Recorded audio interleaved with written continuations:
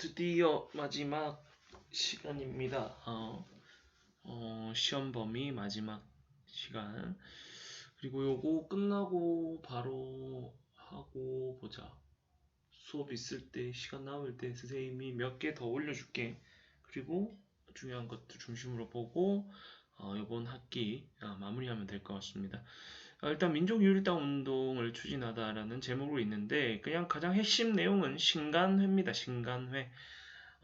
되게 자주 출제가 됐죠. 1927년에 만들어진 우리나라 최초의 좌우합작 단체이고 민족유일당 운동의 하나로 그 다음에 1931년에 해소가 될 때까지 아주 좀 나름 역사적 의의가 크다고 볼 수 있죠. 여기서 우리가 흔히 보면 신간회는 해체가 아니라 해소라는 단어를 써요. 그건 좀 이따 내가 다시 설명을 해주려고 했는데 그냥 지금 설명을 해가고 갈게. 여기 밑에 보면 해소입니다. 해소. 왜 해소냐면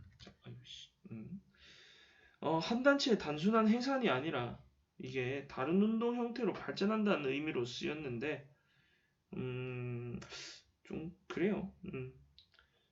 그래서 뭐 해체라고 보면 되는데 이게 왜 해소냐면 신간의 해소 후에 여기 있던 사회주의 계열들은 혁명적 그런 노동 농민 조합을 만들어서 반제국주의 항일 투쟁에 집중합니다. 실제로 알겠죠?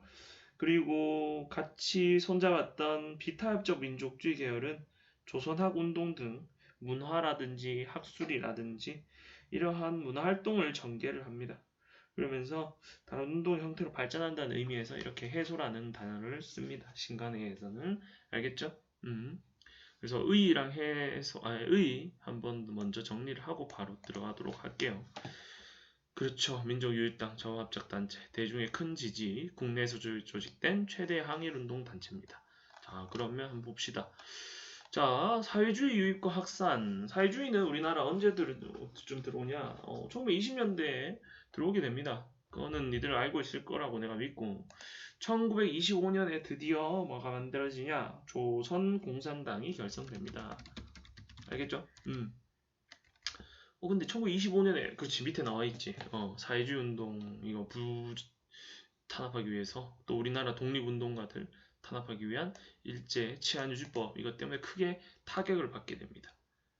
그래서 이 사회주의 애들의 좀 특징이 뭐냐면 당시 코민테른이라는 그 전 세계적인 사회주의 이쪽 단체를 쉽게 얘기해서 커맨드 센터 주도했었던 그러한 세력이라고 보면 되는데 중심 기구라고 보면 된다. 그 명령을 따르게 되는데 이렇게 크게 타격을 받게 되니까 거기에서 일종의 명령을 내리죠.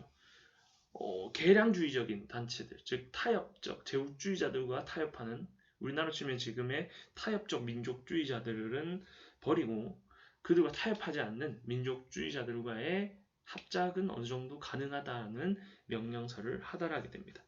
그러면서 이렇게 국내에서 비타협적 민족주의 세력과 사회주의 세력의 연대 움직임 그 과정에서 별표 3개 정우회 선언이 발표가 됩니다. 아주 중요한 거죠.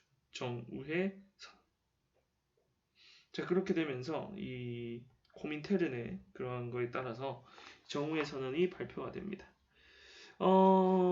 이 사회주의자들이 발표한 건데 이 선언 발표에서 비타협적 민족주의 세력들과 언제든지 협력할 수 있다. 그래서 직접적인 계기가 된 거죠. 신간에. 그래서 여기 뭐 들어가면 되냐면 민족유일당 운동 넣으면 돼요. 이건 그냥 이렇게 보면 됩니다. 이게 왜 일어났는지 제일 중요한 건 별표 3개 신간회의 창립입니다. 신간회 시험 문제 잘 나옵니다. 자 일단 나중에요. 합법단체입니다. 전국의 지회 중심으로 조직이 운영이 되고 자매단체가 근우회라는 조직이 있어. 여성 단체입니다. 그리고 중요한 게 합법단체야. 공식적인 단체야. 숨지 않아. 왜냐? 일제가 이거는 공식적인 단체로 인정해주거든. 왜냐면 당시 총독부 일본 입장에서도 얘들 독립운동하는 애들 수면 위로 끌어오게 공식적인 단체로 해놓으면 나중에 허튼 짓 하면 잡아가기 편하거든. 그런 의미가 있습니다. 그래서 신간회가 강령을 하게 되는데 이 강령도 잘 알아두세요. 정치 경제적 각성을 촉구하고 우리 민족의 대당력 그 다음에 기회주의자들 누구 친일파들 배경 이러한 것들을 강령으로 택합니다. 이들의 활동을 보면 한국인 본위 교육, 식민지 교육에 반대하고 통치를 전체적으로 비판하고 주로 강연회라를 통해서 민중들을 계몽하는 운동을 하게 됩니다. 그 다음에 1929년에 있었던 왜냐 사회주의자들 있잖아. 이러한 것들 갑상군 화전민 사건들에 개입해서 진상을 규명하게 됩니다. 형평운동들도 지원을 하게 되고 제일 중요한 게 이거야. 정말 잘 나옵니다. 신간에 하면 1929년에 11월 3일 니들 학생의 날이죠. 내가 수업 시간에 잠깐 얘기했던 것 같은데 그게 이제 광주 학생 항일 운동을 기념하기 위해서 11월 3일을 니들 또래 이런 학생들 그게 이 운동을 기념하기 위해서 학생의 날로 했는데 이때 1929년 11월에 있었던 광주 학생 항일 운동의 진상조사단을 파견합니다. 그리고 지원을 해주죠. 이 사건은 뭐냐면 우리나라 여학생을 일본 남학생이 희롱하는 사건이 일어나. 근데 그 과정에서 우리 조선인 한국인 남학생들과 일본인 학생들 간의 다툼이 나게 됩니다. 주먹 다짐까지 가겠죠.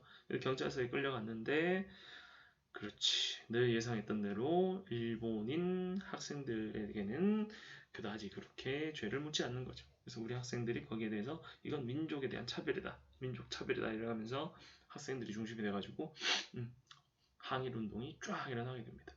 그 과정에서 신간회가 많은 지원을 해주죠.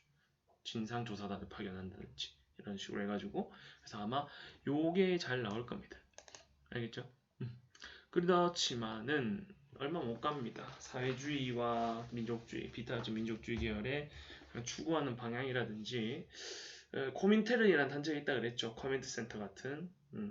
그래서 노선도 변화되고 사회주의 계열이 이탈하게 되고 일부 지도부들도 약간 우경화된다는 건 일본에 그런 협력한다 그래야 되나? 그런 식으로 바뀌게 돼. 그렇게 되면서 어떻게 되냐면 이쪽에 타협주의죠. 우경화라는 게. 코민테른도 이렇게 되고 결국에는 1931년에 해소가 결정됩니다. 하지만 이 신관회라는 단체는 비타협적 민족주의 세력과 사회주의 세력의 민족유일당의 형성을 통해서 만들어진 조직이라는 역사적 의의가 있고 우리 대중들한테 크게 지지를 받았던 단체이기도 합니다. 그리고 국내에서 조직된 최대 항일운동 조직 단체라고도 할 수 있다. 그래서 이 세 가지 의의가 있다고 볼 수 있겠죠. 그래서 여기까지가 시험 문제 범위가 되겠습니다. 2학년들은 자, 수고했습니다.